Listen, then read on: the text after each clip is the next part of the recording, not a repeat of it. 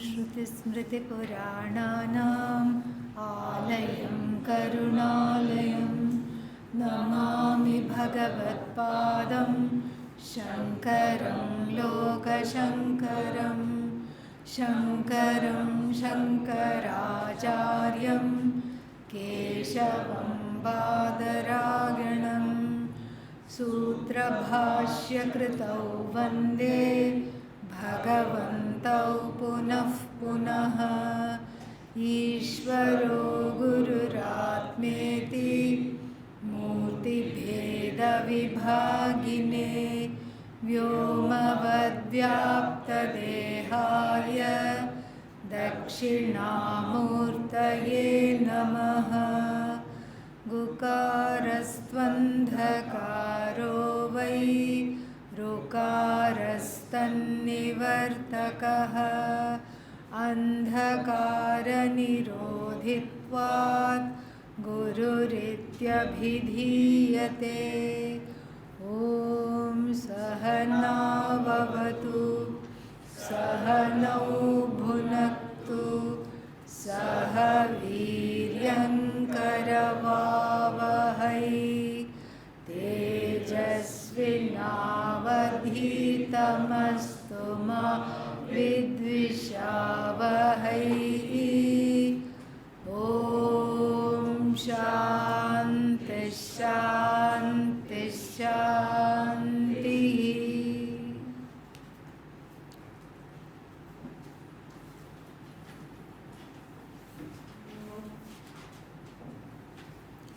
Ninth chapter. Getting to the halfway point. From now on we'll be eating, drinking, living, breathing the Bhagavad Gita if we have any hope of finishing it. Okay? This is what we have to do. So, the ninth chapter is in fact a very important chapter. Not only does it give the knowledge of Ishvara, which is what chapters 7 through 12 are set to unfold, the nature, the Swarupa of Ishvara. Not only does it do that, but it does that from the standpoint of Brahma Vidya, which is what? Which means that it is understanding Ishvara as non-separate from oneself. This is a change from what? From the 8th chapter. 8th chapter what? Upasana. How to meditate, what to meditate, different kinds of meditations for antahkarana shuddhi. And for those who are dogged about going to various lokas, how to go to Brahma Loka was also given. A huge waste of time according to me. But there are all kinds of people in the world, and if that is what their sights are set on,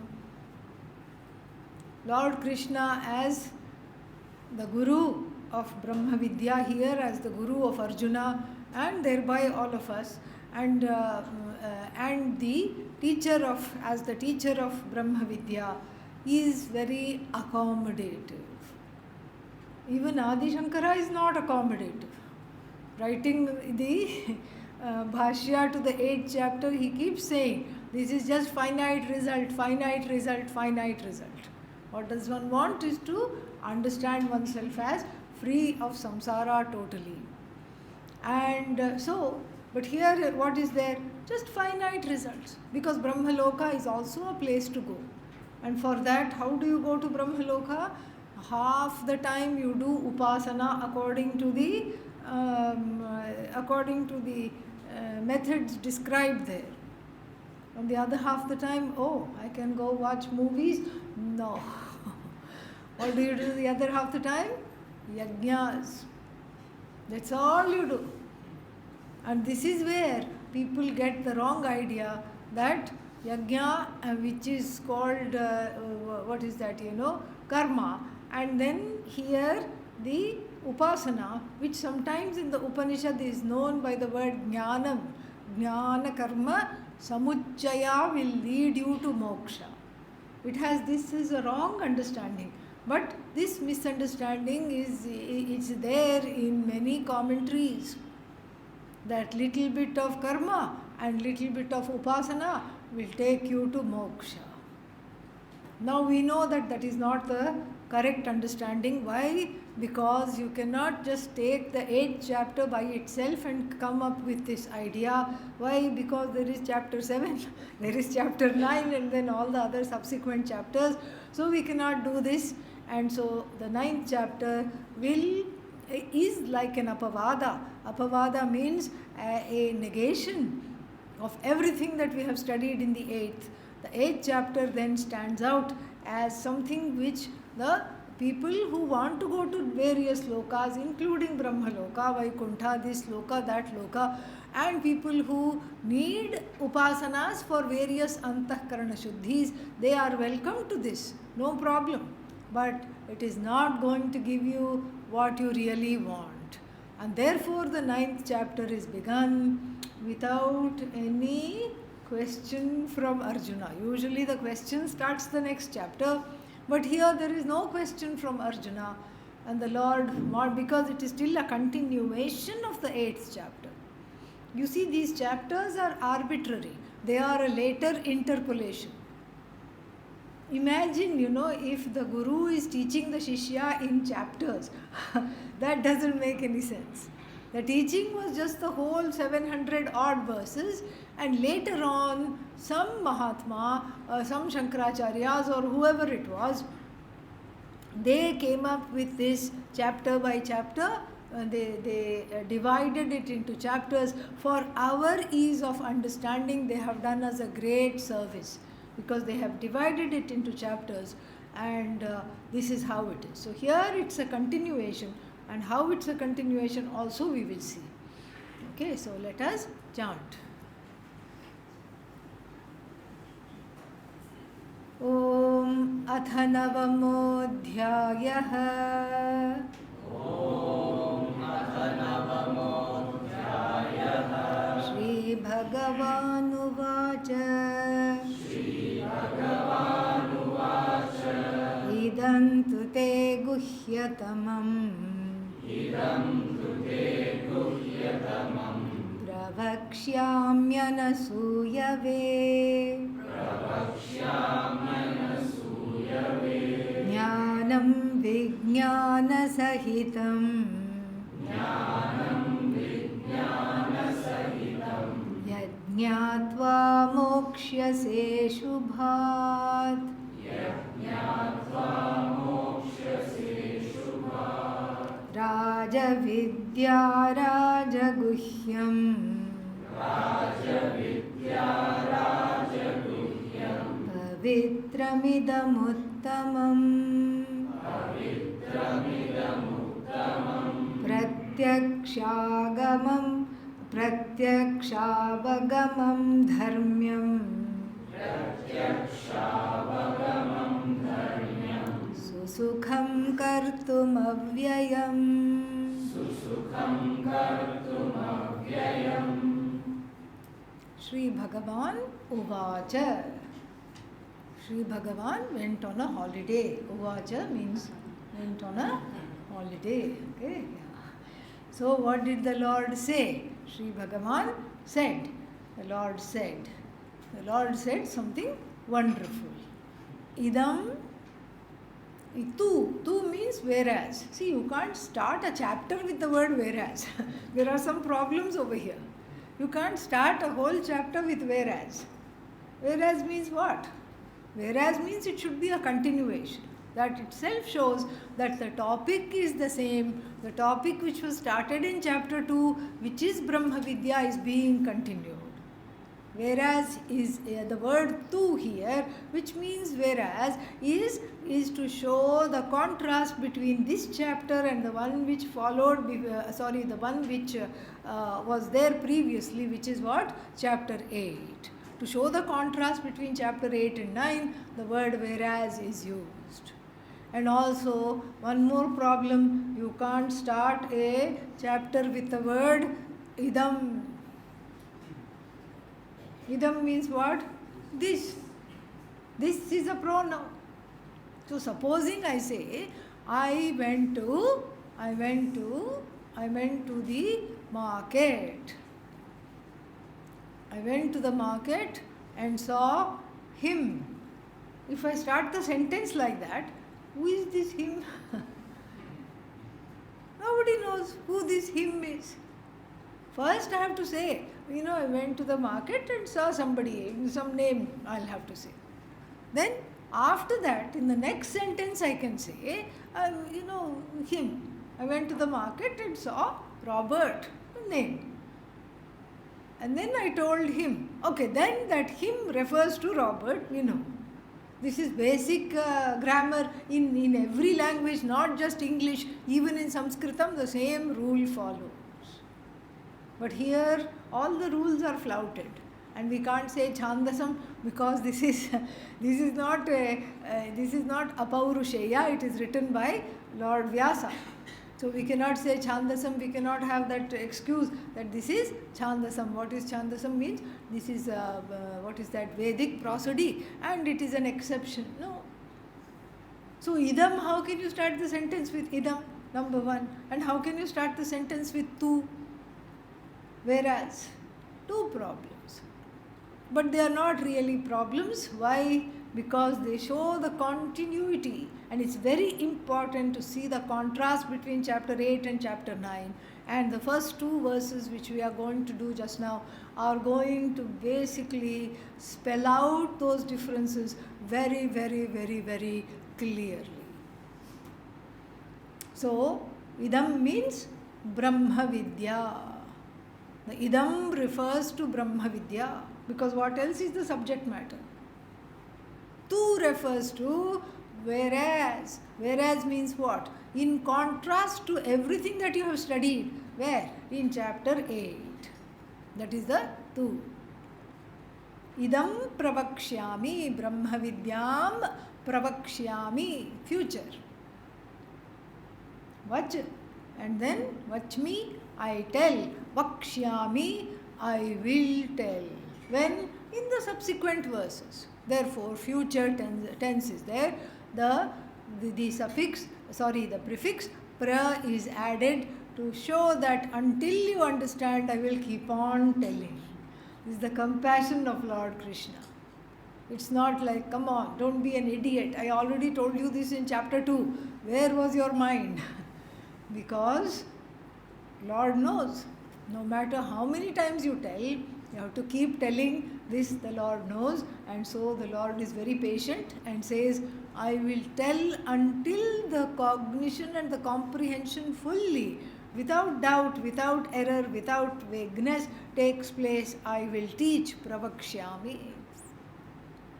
Te pravakshyami, tubhyam. Tubhyam means what? Unto you. Tubhyam means unto you, and alternative form is te. Te pravakshyami. I will tell unto you. And then the you is qualified by one more word. Anasuyave. Both are in fourth case. Unto you I will tell. To you I will tell. And who is this you? Anasuya. Anasuyuhu, like Guruhu. Anasuyave, like Gurave, fourth case. What is Anasuya? Very interesting. It's also, you can say, oh, it's a Hindu woman's name, Anasuya. Asuya it doesn't really have a translation. You can't call it jealousy, you can't call it envy. I suppose it's somewhere between the two, and in some ways it exceeds both jealousy and envy. So therefore we will go with the Samskrita definition of the word Asuya, which is described in the Shastra as Guneshu Dosha Darshanam. Dosha Darshanam.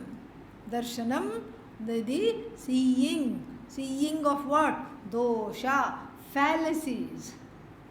not dosa. Okay? Yeah, that is different.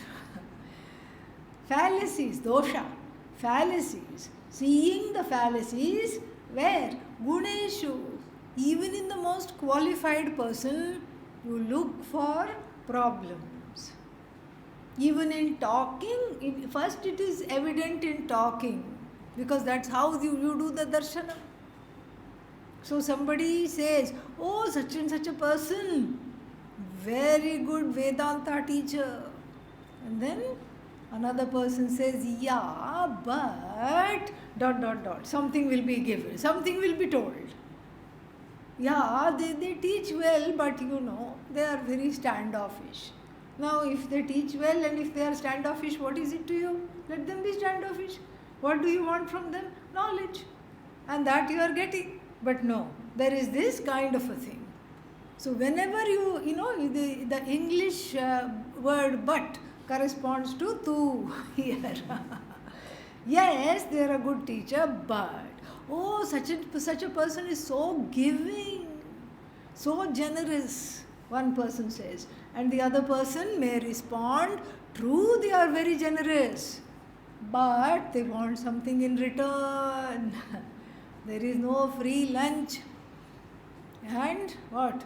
There is always something being wanted in return. That's why. Oh, but they are so nice to me. The first person persists. Yeah, but have you understood why they are nice to you? They are nice to you because they want something in return later on. They are not telling now. This is so sad. The conversation is going somewhere nice. It's like the people are being elevated. And when you see the glory in others, since there are no others, here's the secret. Since there are no others, it automatically becomes your own glory. But that glory gets showered with icy water whenever this tu is added. Yes, they are generous, but they want something from you. Yes, they are wonderful, but they are standoffish. Yes, they are great, but you know what? It's all a show. When you say this, there is a kind, energetically speaking, because there is a certain kind of a energy in the conversation. The conversation is elevating you, and it will also elevate the other person. But as soon as we kind of go through this downward spiral of dosha darshanam, what happens is that the conversation becomes a kind of a dampening effect. Because when we do dosha darshanam, when we see the fallacies in other things, people, situation, events, anything, not just people, in all the situations, when we see fallacies, then what happens is that that fallacy is directed towards you, because this is the knowledge of oneness. It is a fact that everybody is one, everything is connected. And so therefore, Arjuna is addressed as Anasuyuhu. No asuya was there in him. Sometimes, once in a while, a couple of times there was a satsang question. And what was the question? Why Arjuna was chosen? Why not Yudhishthira for this knowledge? He was also dharmic. Here is the answer. Guneshu dosha darshanam is not there. Such people are preparing for the next life as proofreaders. That's all. Even in the best book, they will find typo, and such people are needed. That's the only function, is proofreading. So therefore, this is not just a epithet to Arjuna, but it becomes a qualification for gaining the knowledge given in this chapter. The qualification is to be anasuya. Anasuya. Asuya means intolerance of anybody else's accomplishments. Why? Because there is an insecurity, a relative insecurity centered on the self, and that has to be banished before the contents of this chapter will deliver themselves unto us. This is a beautiful way of talking about the qualifications. So what is the remedy for asuya? Change the thing, change the thing, put a full stop there, and then praise somebody even if you don't want to. This is a very effective way of, this is the way taught by Pujya Swamiji. He would always say, praise someone even if you don't want them to. This is the way to overcome that. And then, because that is a fact, and then so you keep praising, and then this difficulty is soon overcome. And then Arjuna here is qualified for this knowledge that is going to be given in this chapter, Pravakshyami. And what Pravakshyami? Gyanam Vijnana Sahitam Pravakshyami. Gyanam Pravakshyami. Now this idam is Gyanam. They are both in apposition. This idam is Brahma Vidyam Pravakshyami, and this Brahma Vidya is Jnanam. What kind of Jnanam? Atma Jnanam Pravakshyami, Brahma Jnanam Pravakshyami. They are one and the same. Pravakshyami. And not only Jnanam Pravakshyami, Vijnana Sahitam Pravakshyami. Vijnana is what? Jnana with a V in front of it. That is what is Vijnana. So, when the two, it's the same, they are synonyms. But when they are used together in order to avoid the fallacy called Punarukti Dosha, the teaching must not have the fallacy of Punarukti. Punarukti means redundancy. So, to avoid the fallacy of redundancy, what do we say? We have to find a different meaning. So, Jnanam is Atma Jnanam, Vijnanam means directly understood. When I say Brahma Jnanam, there is a sense of remoteness. Oh, it's far away. Where is Brahman? First we have to find out. And then, I am this Brahman is a further cry away from that. Vijnana Sahitam, along with the means to show you that it is right here, right now, you yourself are Brahman. Vijnana Sahitam Jnanam Pravakshyami. And then, of course, the purpose is given. What is the purpose? Moksha is the purpose. See, Sanskrit is so easy. Yajñātva, knowing which,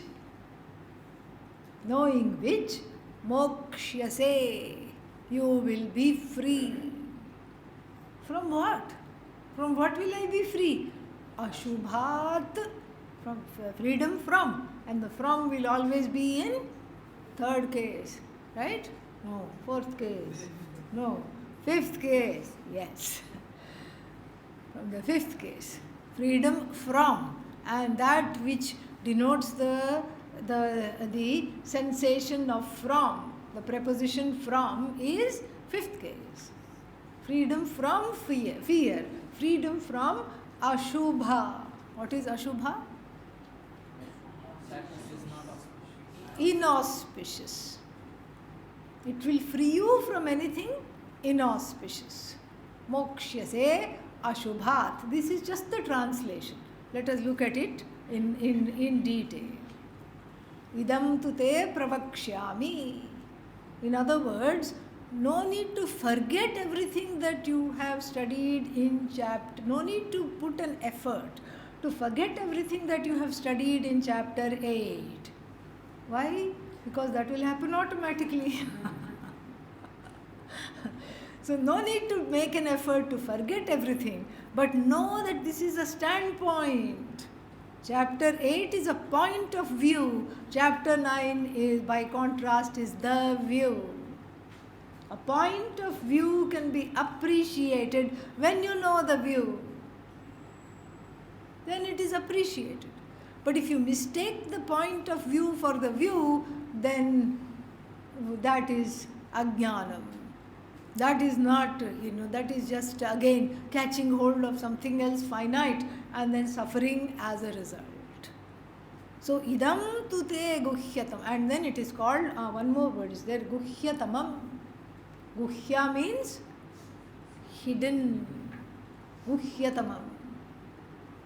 So why is this knowledge hidden?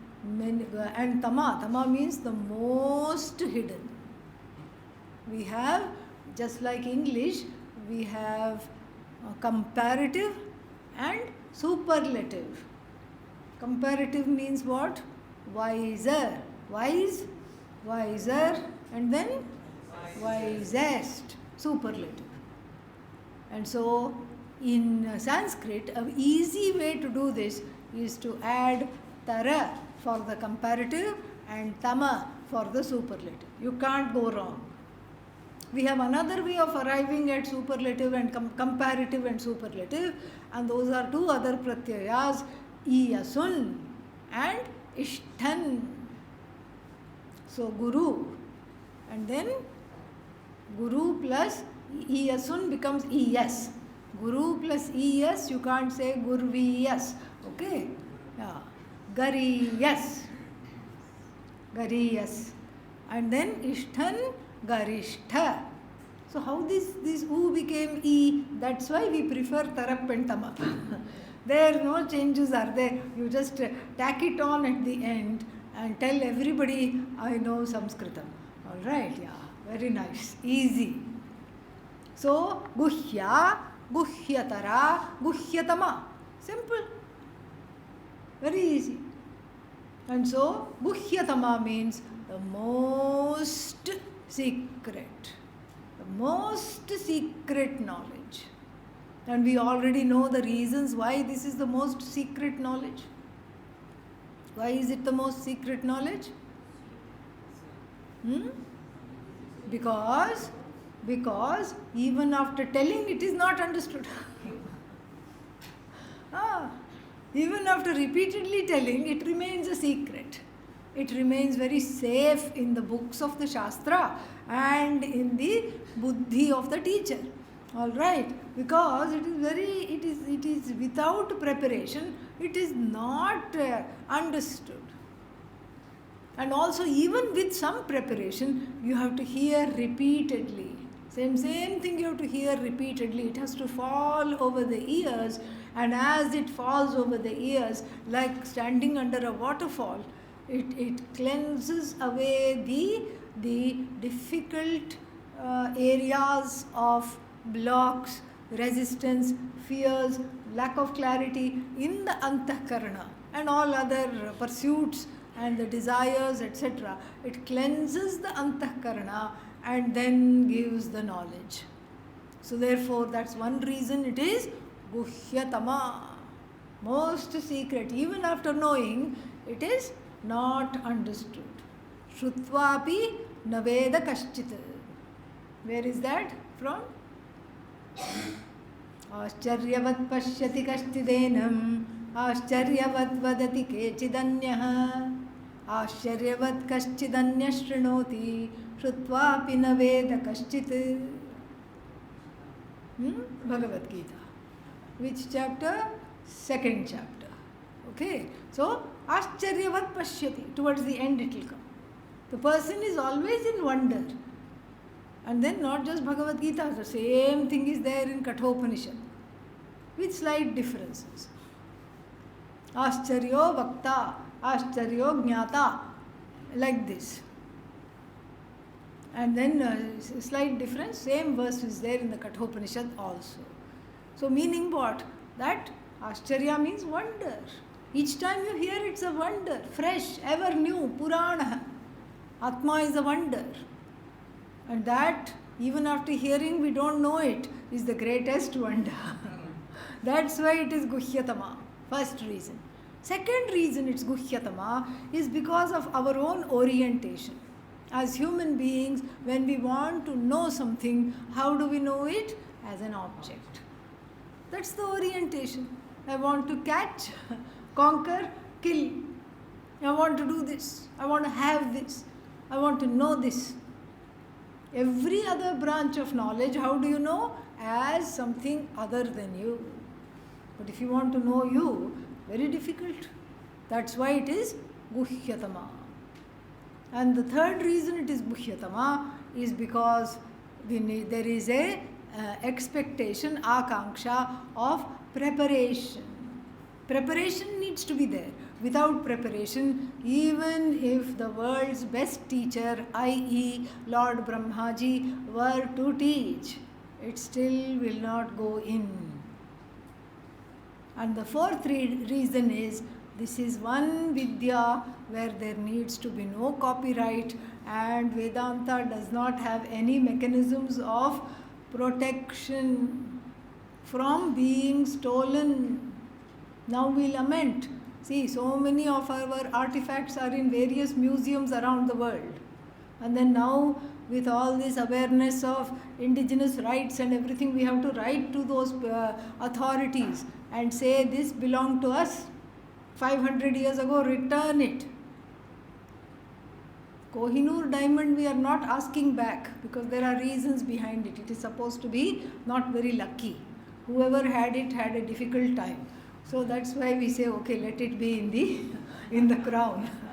So that one thing we are not asking for, but many things we have asked for. Beautiful Nataraja statues sitting somewhere. Nataraja and Shivakami statues, they have been repatriated. And not just for India, but all the indigenous peoples of the world, they have also asked for everything back. Why?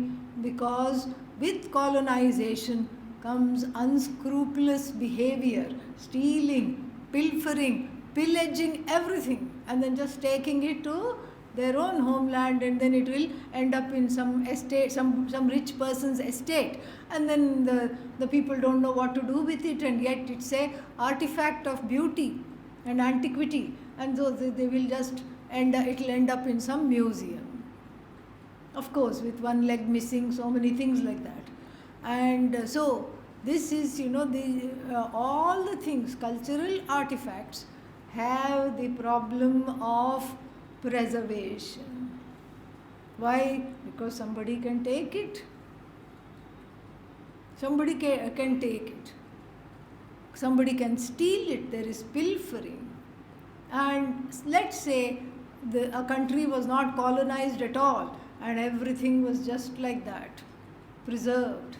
But then even whatever preservation you have, Kala is against the preservation. In time everything goes, doesn't it? In time everything is lost. So whatever is there, let's say there is a statue from 500 years ago, it deteriorates, climate change, global warming, so many things are there.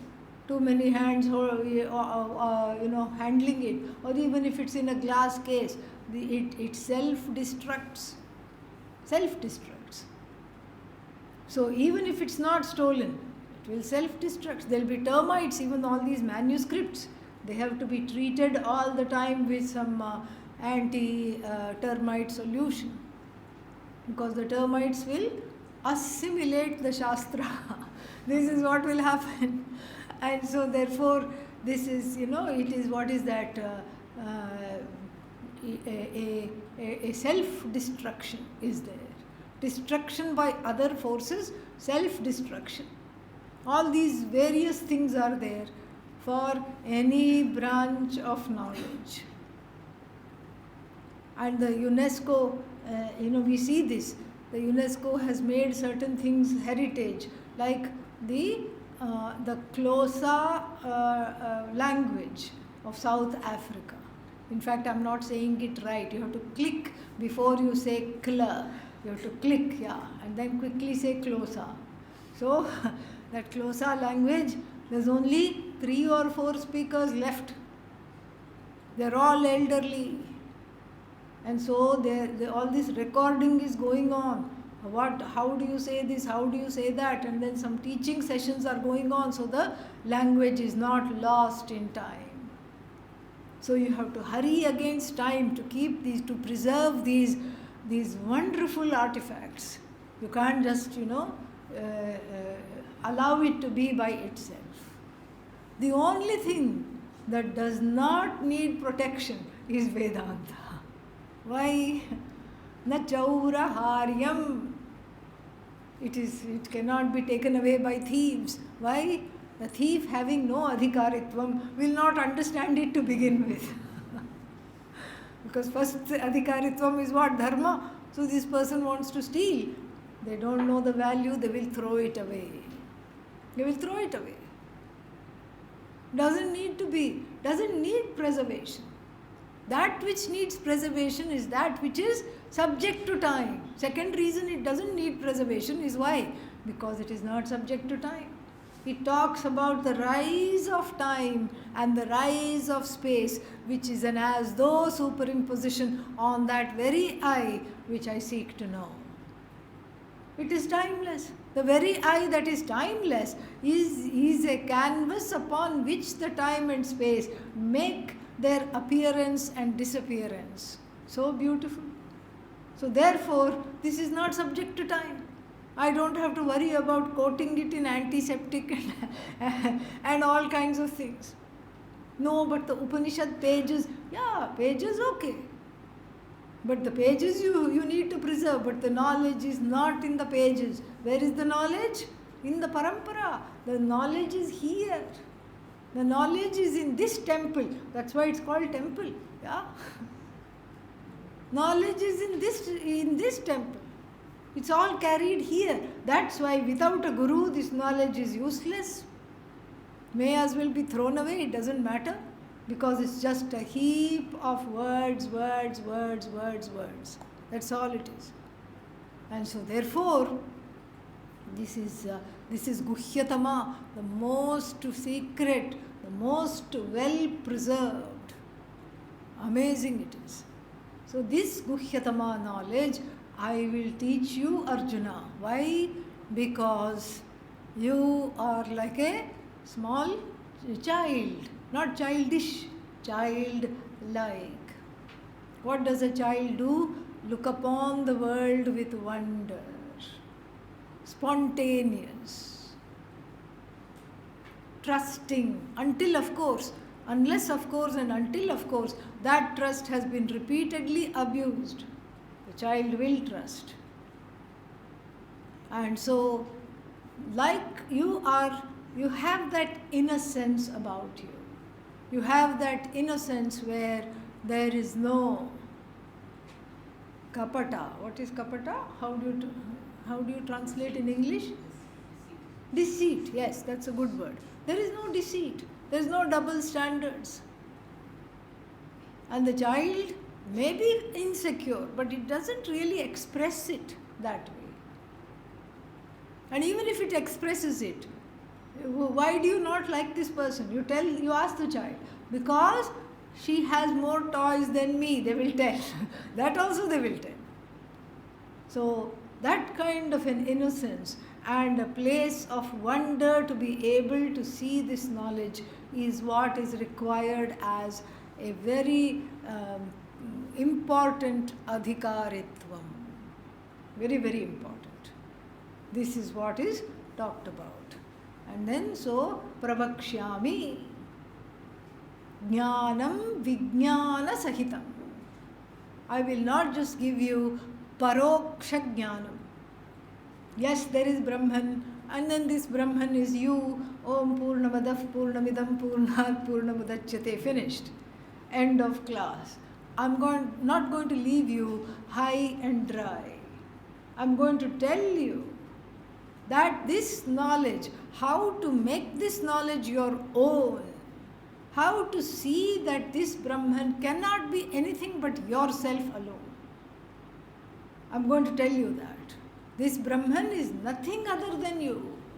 Why? Because that is what you want. That is what you seek.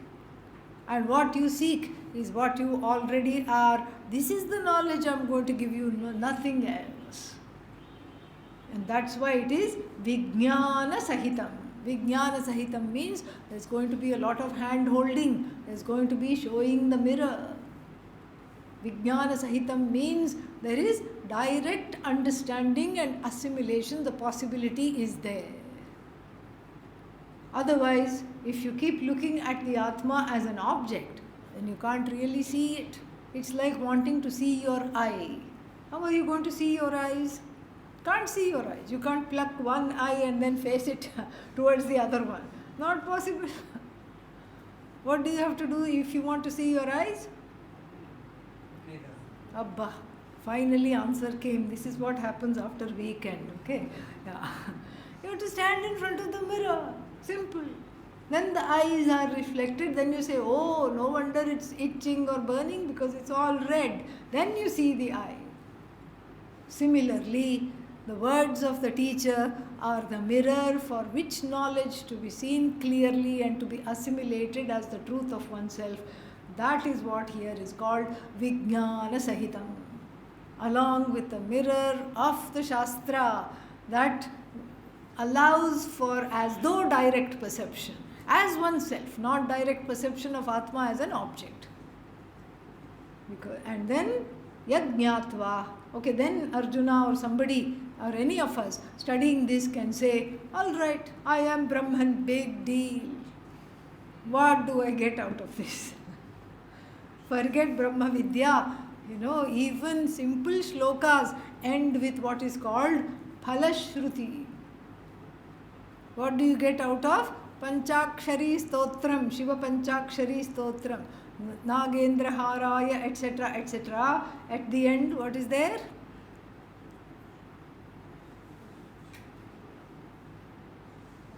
Shiva Lokam Avapnoti. Now everyone finishes the sentence. Very nice. Good. Yeah. Shiva Lokam Avapnoti. Shivena Saha. Very good. Shivena Saha Modate. Cha with Lord Shiva. Dance with Lord Shiva. Be one with Lord Shiva. That's what it is. Modate means happy.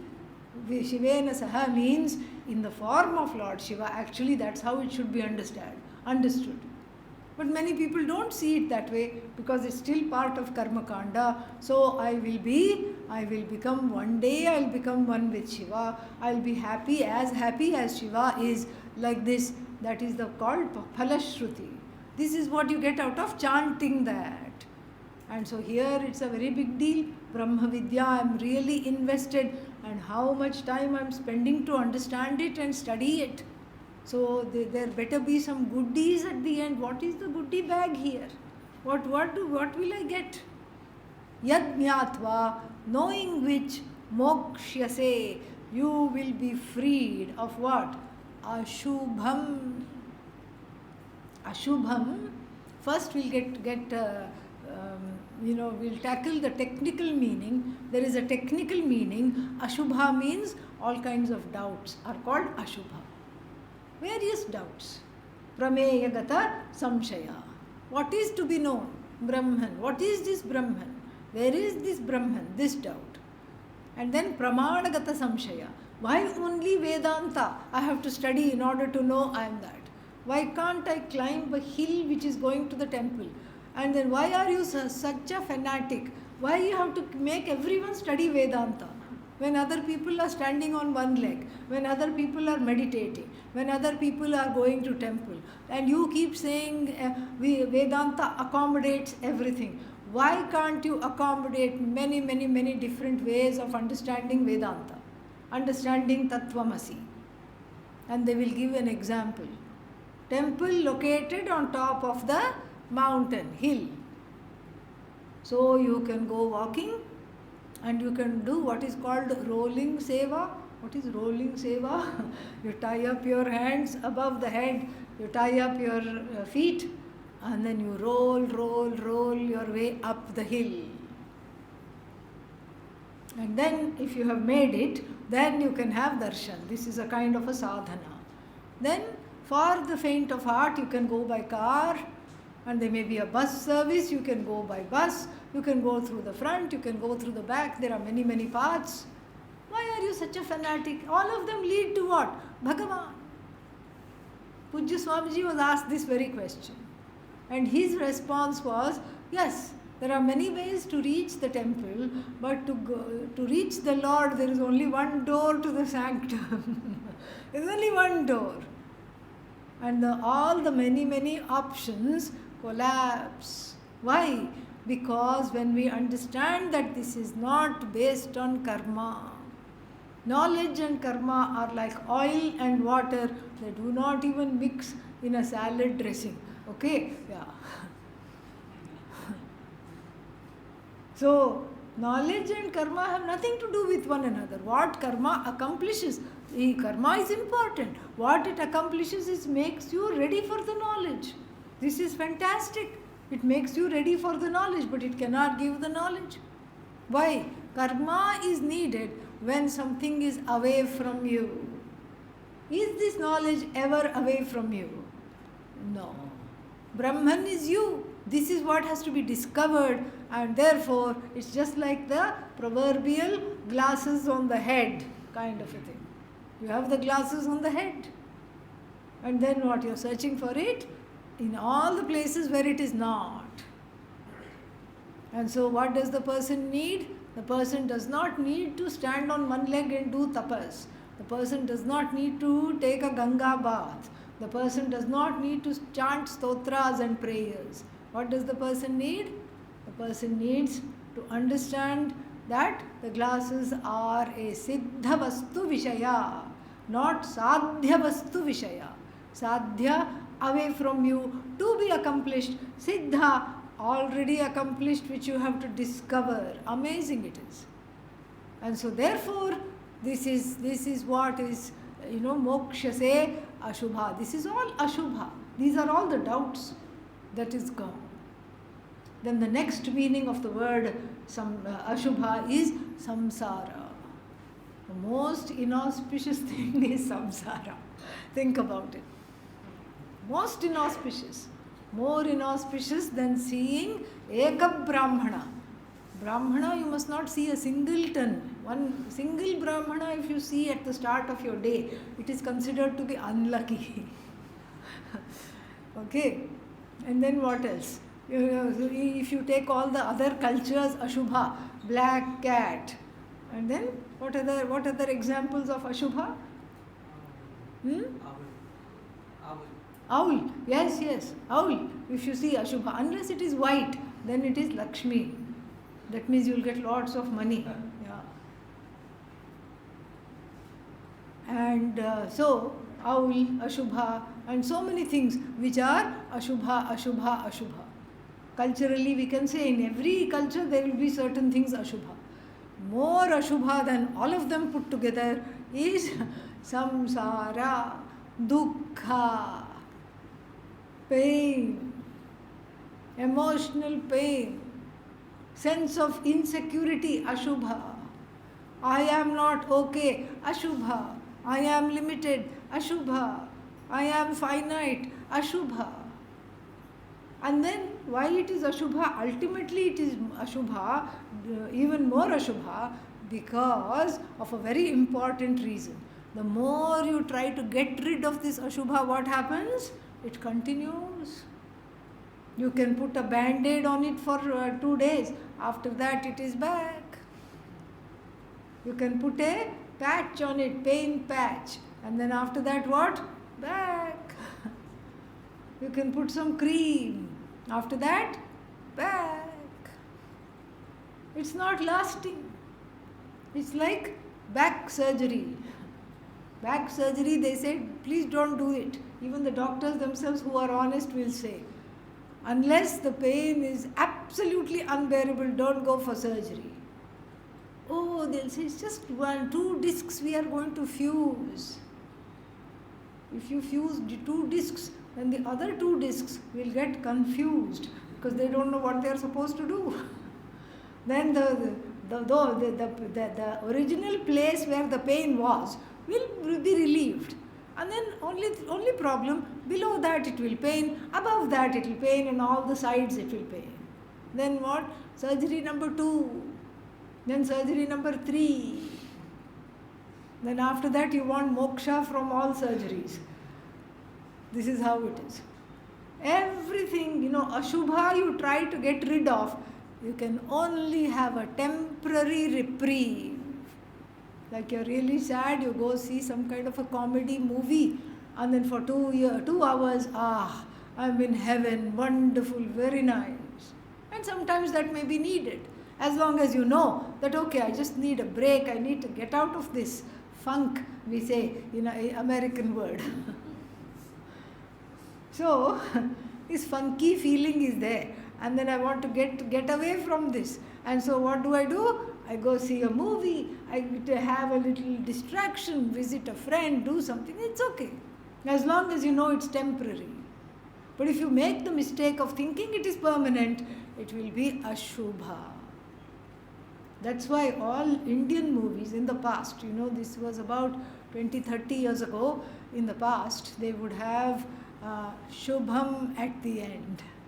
Meaning, everybody lived happily ever after. It would always end with all the people in the family, they would end with a family photograph of warring tribes, in-laws and outlaws standing together, and then everybody feeling very happy. And underneath it would be written, Shubham. Meaning, Shubham has a sense of completion. The words Shubham and Mangalam, they both have a sense of completion. That's why in every concert, whether it's a dance concert or a music concert, the last item is all called what? Mangalam. Means it's completion. What kind of a completion? Completion means it is the end. We don't say the end because nothing comes to an end, we know that. We say Mangalam or Shubham. But here, the local Mangalams and Shubhams are actually leading to more and more Ashubhams and Amangalams.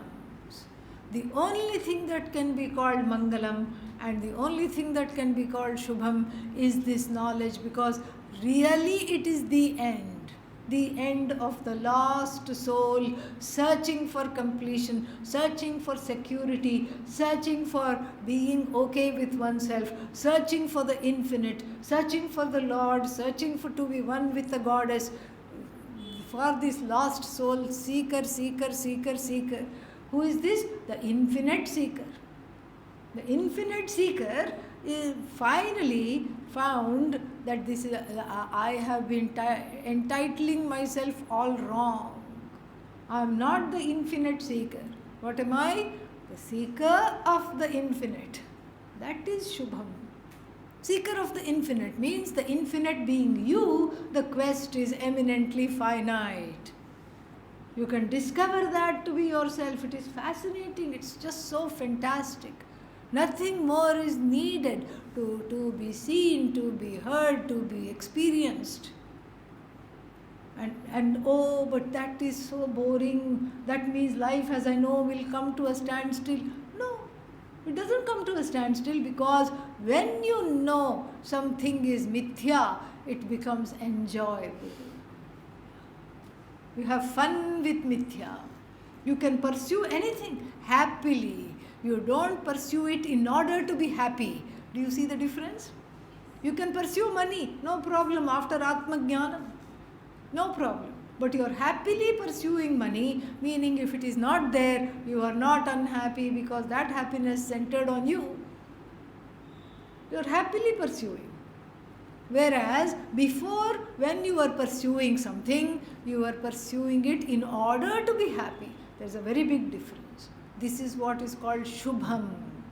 Close of all the pursuits. In order to be secure, in order to be happy, in order to feel complete, in order to feel infinite, in order to be one with Ishvara.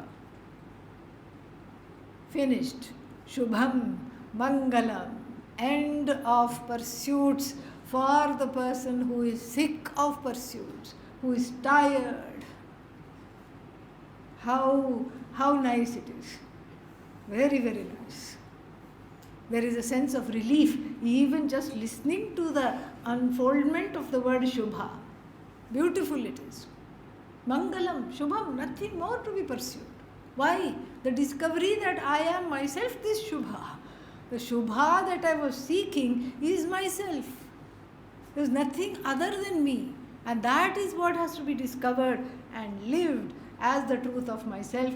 This knowledge, O Arjuna, I will give you because you are qualified for this knowledge.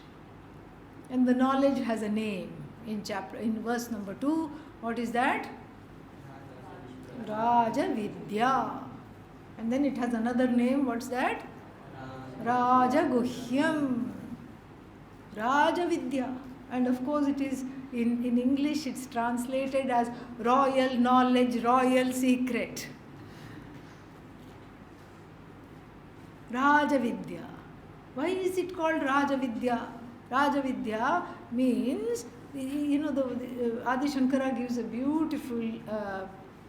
beautiful meaning in the Bhashya, but before we go there, let's just take the surface meaning. Raja means what? King.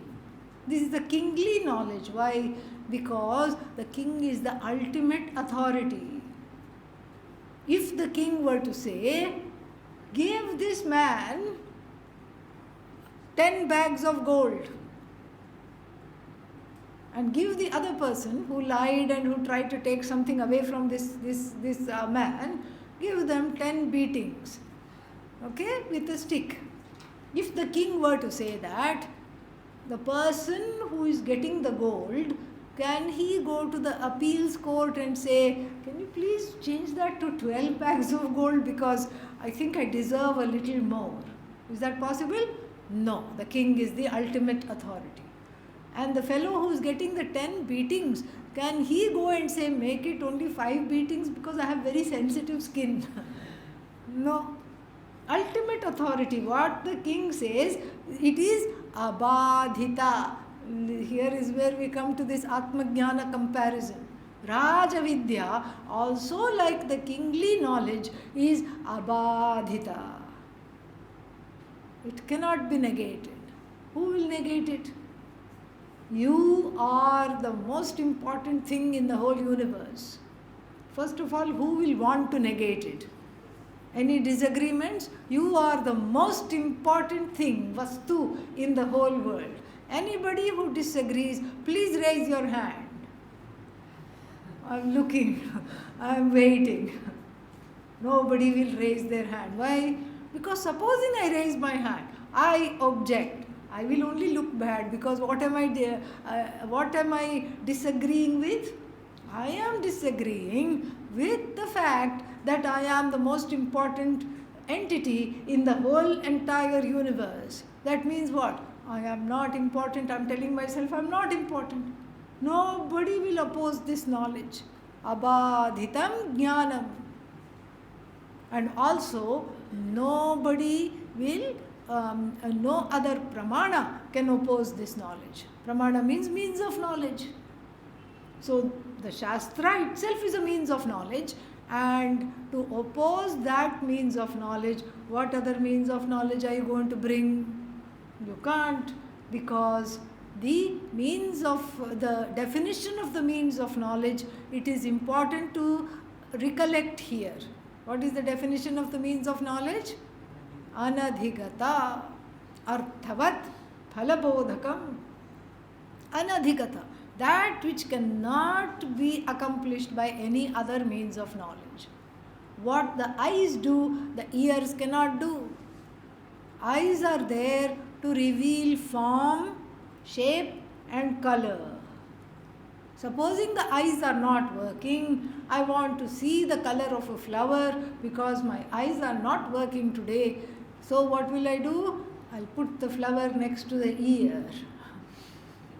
I hear red. You can't do that. The ears are of no use.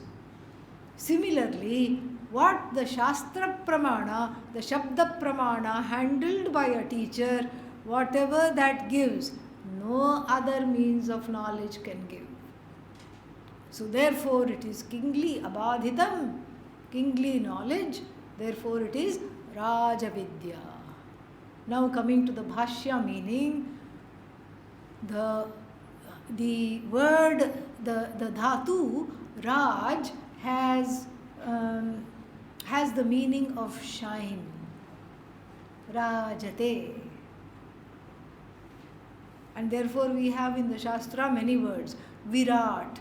Vividham Rajate iti Virat. Swarat. What is Swarat? Swayam Rajate. Beautiful. Self-shining is called Swarat. Svaradapo, Viradapo, like this mantra is there. So here it is just Prat, Prajate. Prajate means that which shines without any help from anything else. Just like the king is not dependent on anything else, anybody else. The king is not dependent on the somebody else for money. King is not going with a bhiksha bowl. King is not dependent on anybody. King has to order and everything is done. Similarly, this knowledge, Adi Shankara says, is the knowledge of the shining one that shines Swayam Rajate, without any help. The self-shining eye, the knowledge of the self-shining eye is called Raja Vidya. This is the one reason why it is called Raja Vidya. There are many, many other reasons which we will see 4 o'clock. Om Purnamadah Purnamidam Purnat Purnamudachyate Purnasya Purnamadaya Purnamevavashishyate. Om Shanti Shanti Shanti. Harihi Om Shri Gurubhyo Namaha. Harihi Om.